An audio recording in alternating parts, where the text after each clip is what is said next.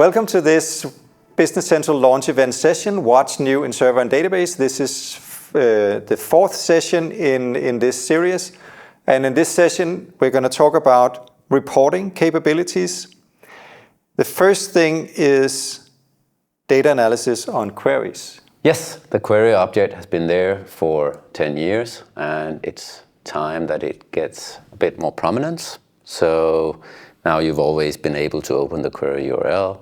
Now it has the new analysis view attached, and you can also run it directly in the UI because we now have support for the run object. And it means that you can add it to pages, and in this case, an item hero query, and then it'll show up as an action you can invoke, which will open a page showing the result of the query. And from there, you can do all the nice things that you can do in analysis views with grouping and pivoting and stuff like that. Excellent new addition.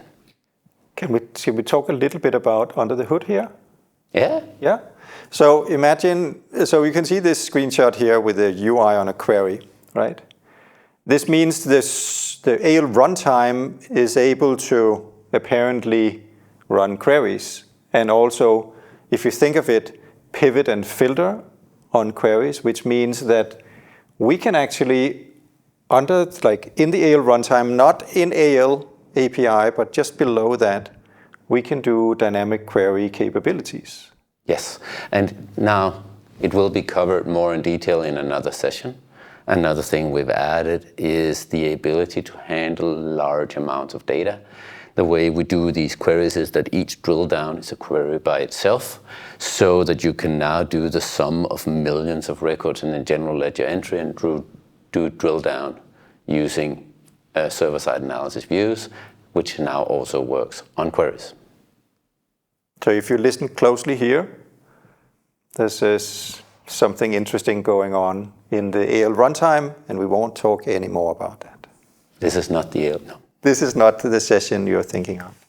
So, for Excel layouts, the Excel layouts feature did not really handle parent-child overview detail types very well because it was following the logic of RDL reports where the data set was always a square data set. Now we've made a change so that if you have multiple root data items, then the data for these can now be represented in each their sheet, which gives you a much more condensed view. If you look at the one to the left, you will actually see that the real data is down along the diagonal line, and the rest was filled out with other values, basically the null values, to make it a square data set, making the handling of this in Excel code quite cumbersome.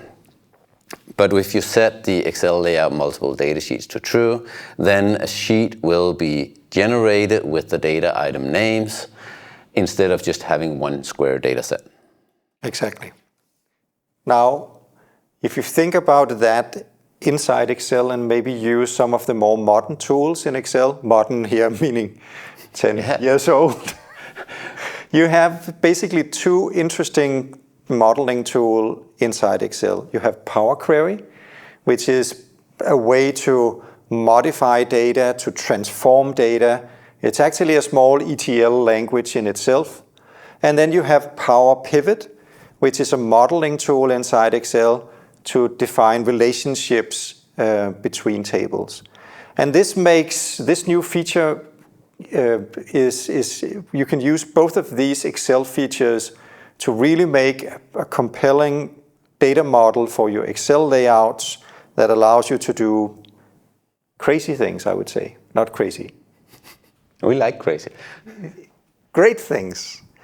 So we are really looking forward to seeing how will this impact your Excel skills. Maybe you need to up them a little bit and learn about these new or other ways of modeling data in Excel, which, by the way, are the same engine as Power BI. So the new property on reports is called Excel Layout Multiple Data Sheets, available in version 23. If you set it to true, you get these new multiple data sheets in your Excel layouts when they're being rendered. And if you set this to something that does not use an Excel layout, it actually has no effect.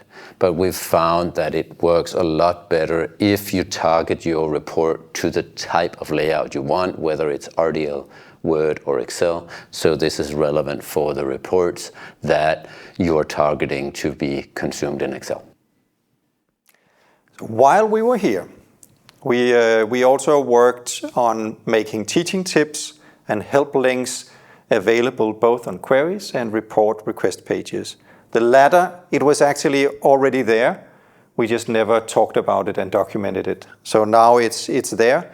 Please help your users understand the intent of reports and queries and give them some proper help links, because a report and or a query is just as useful or a first-class citizen as normal functionality. So why shouldn't we also help the users out here? This is how it looks, a teaching tip on a request page. And by the way, if you use the context-sensitive help page, you can make dedicated help links for your reports. And the teaching tips about text and title also comes if you open help. So start using that. And create awesome reports. And create awesome reports as well. Same thing goes for queries. So this is your analyze inventory query that now has a nice teaching tip. By the way, the teaching tip is also after you close it, you can always just hover over the title and get it back. And then the same thing applies both for teaching tips and for help links, that for queries, they will now be available in the help pane.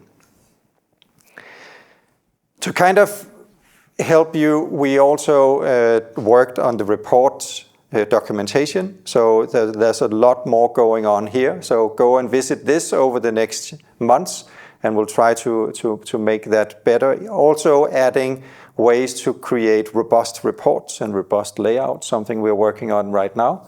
So that should hopefully be in the docs over the next month. And specifically for Excel, go to the BC Excel samples site, where you have tips and tricks for how to design your data sets and layouts, sample layouts for existing reports that you can just try out, and also see the techniques that are being used. If you want to do presentations on this topic for events or conferences, there are sample PowerPoint decks here, FAQ, and list of videos if videos is the way you learn things. So, go-dos for reporting. The first most important thing is you need to start thinking about reporting in a different way. You need to stop just developing reports and instead understand what is the user trying to do with analytics. And based on that, start supporting whatever they want. If they want a report that is being printed, maybe develop a report. If they just want to consume in Excel, do an Excel layout. If they want to consume in client, write a query. If they want KPIs, do Power BI. Which is also the next thing. You probably should start learn a little bit about Power BI. BI, business intelligence, and ERP are closely related. ERP is about business processes. Business intelligence is about reporting and getting insights into business processes. They go together, and Power BI is here to stay and is going to be the tool of choice, especially for KPIs on Business Central data. Yeah, and then you should also invest in AL queries. They're not only for performance tuning. You can use them to generate really good analysis views. They are very powerful to actually join data together from multiple sources and allow the user the freedom to slice and dice as the user wants. So sometimes, instead of building a report, it might just mean that you should build a query instead and then use the analysis view instead of investing in reporting. And then also learn how to design for Excel layouts, and very often just having a good report data set and a good first Layout allows the customer to add what they need in the layout, because we find that there are a lot more people who can do Excel layouts than RDL layouts. Surprise, surprise. Surprise. So sometimes instead of build me a report, it might just mean build me a report data set, which is good for Excel reports. And you know what, Jens? I think that once you do this, you would have customers that like wizards in Excel, and you might learn something from your customers here. I didn't know you could do that in Excel. It will blow your minds, and you will learn together with your customer. So at least two relevant sessions that you might want to jump to out of this. Apart from, of course, this series of 4, there are 2 sessions. What's new in Power BI and reporting for developers is something where we go deeper into this, thinking about the analytics requirements and then pick different tools. Also, we have some new cool things going on in Power BI Embed. So if you want this content, you definitely want to check this session out. And the second session is about this data analysis feature that is now generally available on lists and queries. This second session is much more about how you should think of this as a functional consultant for end users. And then, of course, we refer to the general Business Central resources, Yammer, X, BC Ideas, and if you can, join some of the office hours. And with that, thank you very much for watching. Thanks.